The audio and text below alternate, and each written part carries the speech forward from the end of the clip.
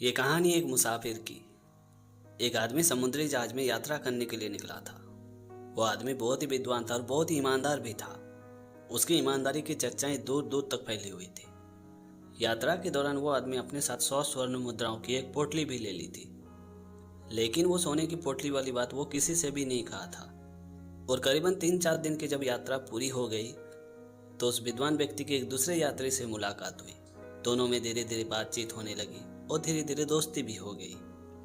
और एक दिन जब वो विद्वान और यात्री आपस में बात कर रहे थे तो उस विद्वान ने बातों बातों में उस यात्री को बता दिया कि उसके पास 1000 स्वर्ण मुद्राओं की एक पोटली भी है। ये बात सुनते उस यात्री को मनी मन लालच आ गई। वो मनी मन सोचने लगा कि मैं कैसे भी करके इसके स्वर्ण मुद्राओं की पोटली चुरा लूं। उसके बाद वो यात्री ये सोचने लगा कि मैं कुछ ऐसा दिमाग लगाऊं कि वो सोने की पोटली मुझे चोरी भी ना करनी पड़े और सबको ये लगे कि वो सोने की पोटली उस विद्वान की नहीं बल्कि मेरी है। और अगली सुबह वो यात्री जोर जोर से चिल्लाने लगा, रोने लगा कि मेरी 1000 स्वर्ण मुद्राओं की पोटली चोरी हो गई है, किसी ने मेरी सोने की पोटली चुरा ली है। ये बात सुनते जहाज के सारे स्टाफ दौड़े दौड़े आए और कहा कि आप चिंता मत कीजिए, अगर वाकई में आपकी सोने की पोटली चोरी हुई है तो वो पोटली इस जहाज से बाहर नहीं गई होगी और हमें पूरा यकीन है कि वो सोने की पोटली आपको मिल जाएगी।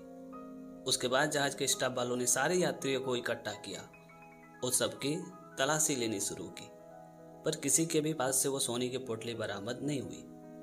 अब तलाशी के लिए सिर्फ एक ही आदमी बचा था, वो विद्वान आदमी। तभी जहाज के स्टाफ वालों ने कहा कि नहीं नहीं, आपकी तलाशी हम नहीं ले सकते, आप पर तो शक करना भी गुनाह है। तभी इस विद्वान ने कहा कि नहीं नहीं, अगर आप लोग मेरी तलाशी नहीं लेंगे तो सभी यात्रियों के मन में ये शक रहेगा कि वो सोने की पोटली मैंने चुराई है, इसलिए आप लोगों को मेरी तलाशी लेनी ही पड़ेगी। उस विद्वान की बात सुनकर जहाज के स्टाफ वालों ने उस विद्वान की तलाशी ली, पर संजोग बस उस विद्वान के पास से भी कुछ नहीं निकला। तो जहाज के स्टाफ वालों ने उस यात्री से कहा कि फिलहाल तो आपकी सोने की पोटली नहीं मिली है, अगर आपकी सोने की पोटली मिल जाएगी तो हम आपको खबर कर देंगे। और ये बोल के जहाज के सभी स्टाफ अपने अपने काम में लग गए। उसके बाद सभी यात्री भी अपनी अपनी जगह पे चले गए। और अगले दिन उस यात्री ने विद्वान से पूछा कि आपके पास तो 1000 स्वर्ण मुद्राओं की एक पोटली थी, तो फिर आखिर वो पोटली आपके पास से गई कहाँ? ये बात सुनते उस विद्वान ने कहा कि वो 1000 स्वर्ण मुद्राओं की पोटली मैंने समंदर में फेंक दी। मैंने जीवन में सिर्फ 2 ही दौलत कमाई है, पहला ईमानदारी और दूसरा विश्वास। अगर वो सोने की पोटली मेरे पास मिल जाती तो लोगों को शायद यकीन हो जाता, लेकिन उनके मन में ये डाउट होता कि मैं ऐसा काम हरगिज नहीं कर सकता हूँ। मैं दौलत तो गंवा सकता हूँ पर अपनी मान और प्रतिष्ठा कभी नहीं गंवा सकता।